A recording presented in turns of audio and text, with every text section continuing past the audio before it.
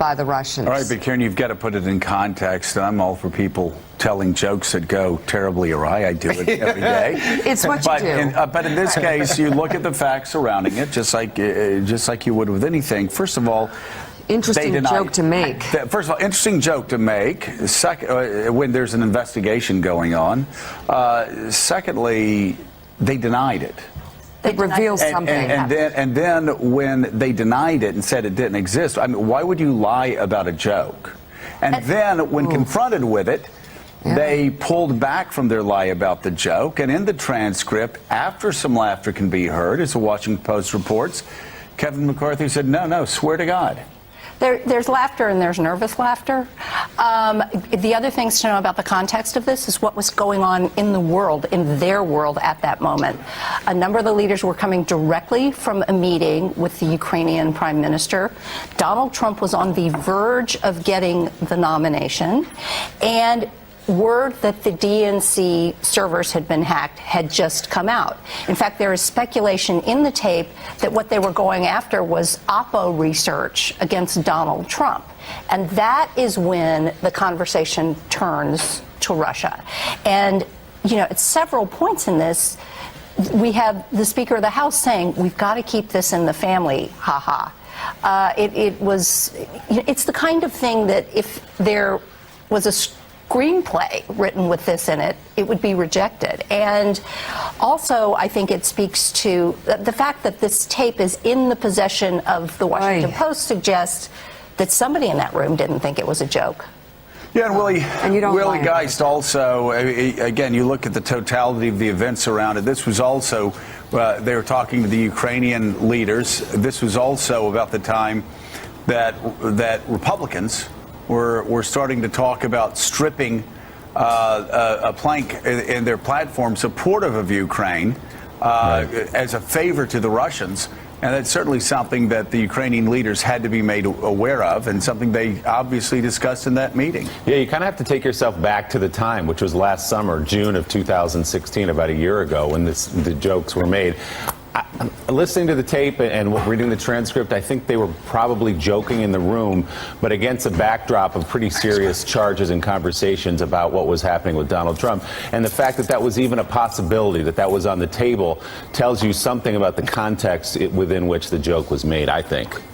Yeah. David? You know, I don't know whether it was a joke or not, but the point to me this morning is that we now have a special counsel, Robert Mueller, who's going to investigate this. And he will talk to Kevin McCarthy. He will talk to Paul Ryan. He will reconstruct exactly what they knew when they had this conversation, because this is one of the things he's going to want to know the answer to. Why were they talking about somebody paying Donald Trump? Where did that come from? And specifically Rohrbacher. That's why, in a sense, had these we don't have to decide whether it was a joke or not, because there's a special counsel whose job is to do that. I mean, Dana Rohrbacher might as well just wear the gold chain on it. But what you know what else makes this less funny to investigators is this quote joke came out the same day the Wall Street Journal broke the news that a bank in Russia that Vladimir Putin was on the board with helped Donald Trump get money for one of his hotels.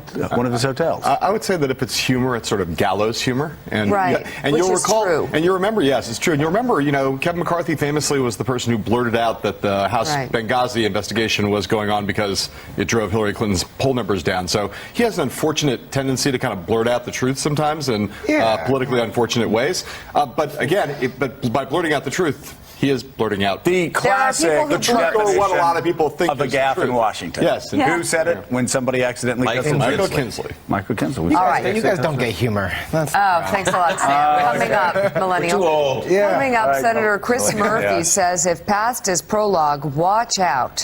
Why he's worried that Attorney General Jeff Sessions won't give the special counsel the resources and latitude he needs. Lots of luck with that. He joins the conversation next on Morning Joe.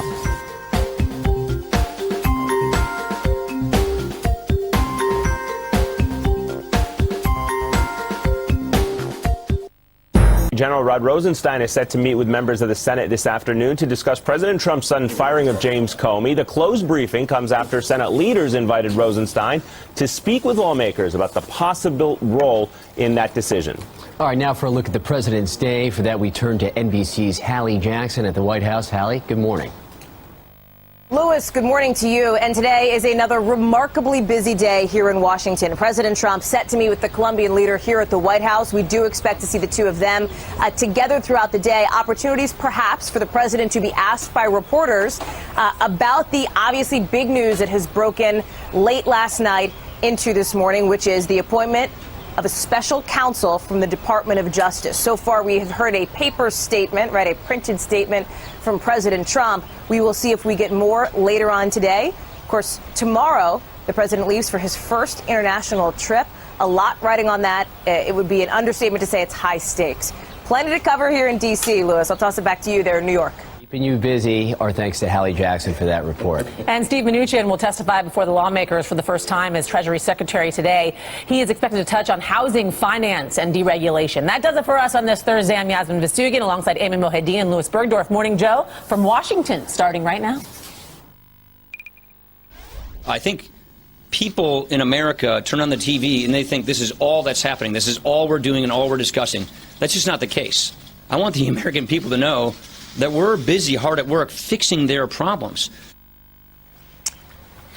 House Speaker Paul Ryan says it's business as usual on Capitol Hill, but tell that to the markets, which just saw the biggest one-day drop since September over concerns that Washington is grinding to a halt. As the Trump White House works to get out of its own way, the president takes off tomorrow on what some would call a make-or-break trip overseas for meetings with dozens of world leaders. He'll leave behind a deepening federal investigation now led by a new special counsel and growing signs that some Republicans are beginning to lose patience with the president.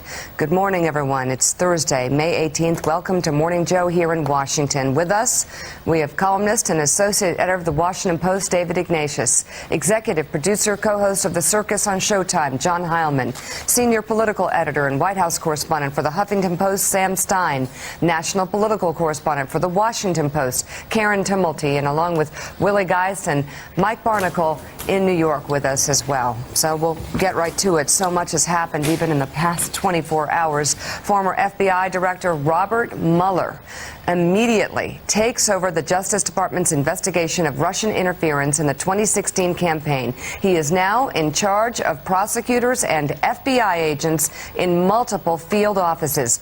Deputy Attorney General Rod Rosenstein made the appointment yesterday.